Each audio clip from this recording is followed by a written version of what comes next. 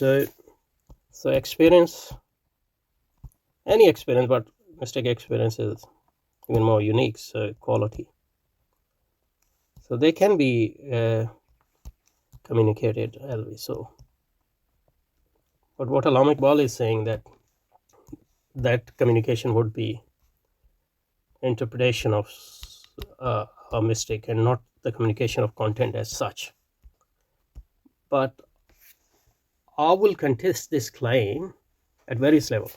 And here is my line of thought, and we'll finish at that. Firstly, it's very hard, strictly speaking, to separate any communication from interpretation. So when we differentiate between content and interpretation of any experience, it's always relative. So in that sense, we can say that mistake, or even in normal experience, but we will communicate the content of experience. But this communication would involve, like any other communication, self-interpretation or interpretation. But the level of interpretation in this would be less than explicit interpretation, let's say.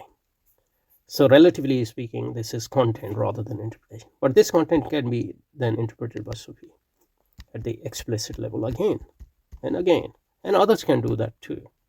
Okay, so I think what Iqbal is trying to do is to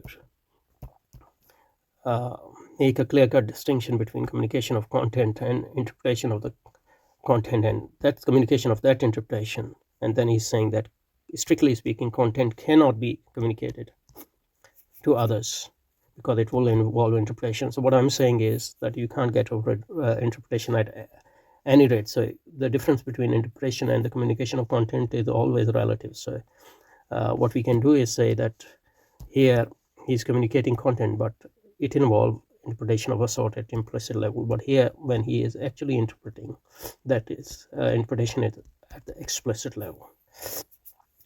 And even like when Sufi or anybody experience something, even self-understanding, for example, there can't be any pure self-understanding. Even at that level, there is no pure communication of the content, in a sense, and every self-understanding also involves self-interpretation, etc. So the strict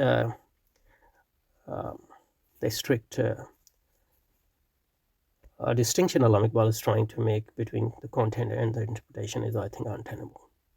Okay, so I think we'll stop here and we'll continue from here, inshallah, next time.